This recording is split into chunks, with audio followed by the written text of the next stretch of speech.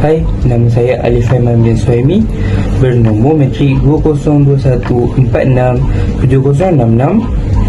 Ini membentang tajuk Peperangan Rusia dan Nuklear Memberi Kemerosotan Ekonomi kepada Masyarakat di Malaysia. Pertama sekali saya nak bercerita tentang pengenalan. Yang pertama, kita semestinya tahu tentang peperangan. Kenapa? Kerana apa yang ada pada hari ini adalah berlaku dari hasil peperangan. Contohnya, negara kita menjadi sebuah negara yang pernah dijajah oleh beberapa pihak pihak. Contohnya, tentera Jepun dan tentera British. Selain itu, saya nak bercerita definisi tentang peperangan. Peperangan ialah konflik yang terancang yang telah lama wujud, biasanya antara dua atau lebih aktiviti negara dan atau bukan negara. Perang adalah pertengkaran di mana senjata digunakan untuk membunuh sesama warga negara atau bangsa, memusnahkan rakyat dan memusnahkan ekonomi negara.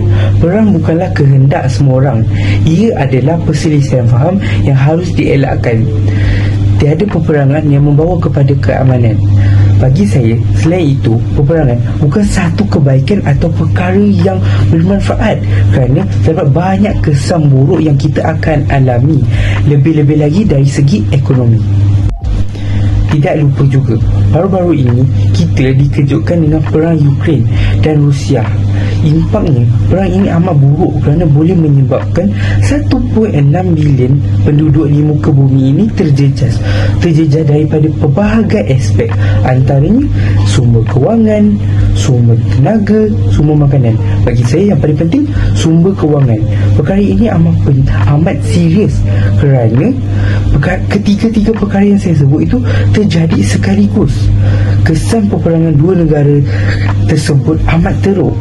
Keadaan amatlah memaksa dan mencabar untuk kita sebagai rakyat untuk menghadapi masalah tersebut, serta para pemimpin negara, terutama pemimpin negara Malaysia, untuk menangani masalah ekonomi yang disebabkan peperangan tersebut.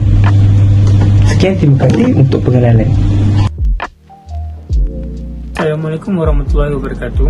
Nama saya Muhammad Hazim Haikal Nazri dan saya akan menerangkan tentang analisis sistem. Apa itu ekonomi? Ekonomi merupakan satu cabang sains sosial yang mengkaji tentang pembahagian sumber barang yang terhad untuk memenuhi keperluan hidup manusia.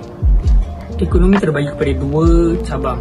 Yang pertama, mikroekonomi yang melibatkan keputusan ekonomi individu, dan yang kedua, makroekonomi yang melihat kepada ekonomi keseluruhan dunia. Untuk sistem ekonomi yang pertama, iaitu makroekonomi, yang terlibat di Malaysia adalah dua sumber utama atau berbentuk. Yang pertama, ekonomi sistem diri, dan kedua, ekonomi sistem komersial.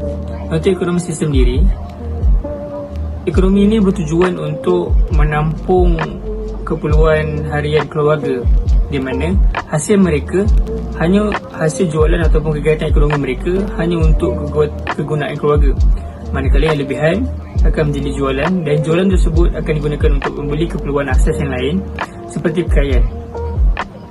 Contoh ekonomi sara diri yang ada di Malaysia yang utamanya adalah menangkap ikan, bercocok tanam dan memungut hasil hutan.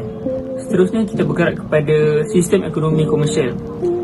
Ia wujud di tanah Melayu pada abad ke-19 sewaktu kedatangan penjajah British, di mana mereka memaksa rakyat Malaysia ataupun tanah Melayu untuk mendapatkan wang ringgit ataupun wang tunai dan membayar cukai.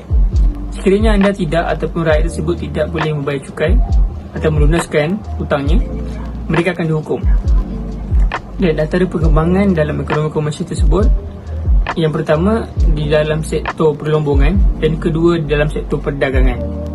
Kita bergerak pula kepada bentuk kedua ekonomi, iaitu makroekonomi. Makroekonomi ini adalah sisi lain untuk ekonomi yang berkait rapat dengan prestasi struktur masyarakat sesebuah negara. Makroekonomi ini dia berkait rapat tentang inflasi ataupun pengeluaran serta pendapatan negara. Assalamualaikum, nama saya Muhammad Hakim bin Muhammad Zairun. Nombor badan 2021212728. Saya akan menjelaskan tahap perkembangan. Peperangan Rusia dan Ukraine banyak memberi kesan kepada ekonomi di dunia dan salah satunya negara Malaysia. Malaysia masih sedang membaik daripada impak wabak COVID-19 terpaksa dihadapkan krisis di antara dua negara yang mempunyai kuasa besar dalam ekonomi di dunia. Sekatan antarabangsa yang dilakukan terhadap Rusia memberi kesan yang mendadak terhadap ekonomi di dunia. Ekonomi negara telah mengalami kemerosotan dari segi industri minyak yang menyebabkan subsidi minyak mengalami peningkatan yang mengejutkan dalam jangka masa tersebut. Keadaan ini berlaku kerana Rusia merupakan salah satu negara besar yang memonopoli hampir keseluruhan industri di dunia dan salah satunya merupakan industri minyak. Negara Malaysia yang kecil menyebabkan kebergantungan terhadap perkembangan global kerana permintaan hasilan negara mengalami pengurangan apabila kurang permintaan. Sales ekspor yang besar akan menyebabkan kesukaran apabila berlakunya sekatan ekonomi bukan sahaja kepada sesebuah negara, malah dari segi laluan yang perlu melalui sepadan negara yang menghadapi sekatan bagi tujuan ekspor dan import. Harga komoditi juga meningkat seiring dengan berlaku konflik antara kedua negara ini serta reaksi mendadak terhadap kemungkinan kejatuhan dari segi bekalan. Hal ini kerana kedua-dua negara merupakan pengeluar utama bagi barangan seperti minyak, bunga matahari, gandum dan jagung. Keadaan semasa juga telah menyebabkan mata wang dan saham Asia turut terjejas disebabkan oleh bursa Moskow yang telah menggantung dagangan di semua mata pasaran apabila mata wang Rusia ruble jatuh pada paras terendah. Hal ini turut menjejaskan pasaran saham Malaysia yang turut bergantung dari bursa saham bagi syarikat-syarikat besar dalam industri ekonomi negara. Dalam penurunan hampir keseluruhan sektor ekonomi, namun ia merancangkan lagi kenaikan harga emas di pasaran setelah tenggelamnya kapal utama armada Laut Hitam Rusia, menyebabkan para pelabur mencari aset yang lebih aman. Para pengusaha industri di Malaysia juga mengambil inisiatif yang lebih baik dengan melaburkan wang mereka ke emas sebagai aset bagi menghadapi hari-hari seterusnya. Hal yang dapat disimpulkan dari tahap pengembangan ekonomi Malaysia ianya agak terbantu akibat perang antara Ukraine dan Rusia. Assalamualaikum warahmatullahi wabarakatuh. Nama saya Muhammad Syahid dan akan membentangkan dari segi aspek kemajuan sosial. Seperti yang kita tahu, peperangan Rusia dan Ukraine telah menyebabkan kemunduran ekonomi di pelbagai negara, begitu juga Malaysia. Hal ini secara tidak langsung telah menyebabkan kemajuan sosial masyarakat Malaysia merundum kerana beberapa sebab. Yang pertama, kemunduran ekonomi negara telah membawa kepada inflasi. Ini telah membebankan rakyat Malaysia membeli barang-barang harian dan keperluan harian mereka. Yang kedua, dari segi pertanian, kenaikan harga pengeluaran pertanian telah menyebabkan permintaan hasil pertanian mereka berkurang. Selain itu, kenaikan harga gandum telah membebani pengeluaran produk makanan berasaskan bahan mentah. Di samping itu, kenaikan harga minyak telah memberi kesan kepada seluruh rakyat Malaysia dan sektor logistik di Malaysia. Contohnya, GrabFood, Foodpanda, Pos Laju dan sebagainya.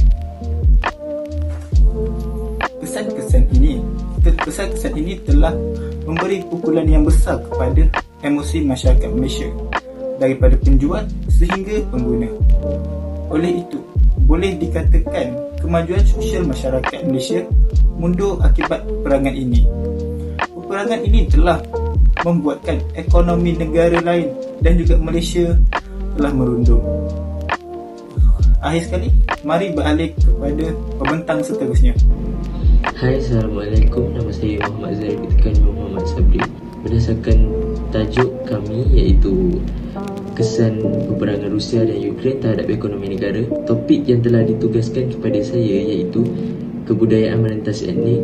Ia telah melakukan beberapa temu ramah dengan beberapa responden dan di sini saya akan menerangkan tentang apa yang saya dapat berdasarkan temu ramah tersebut.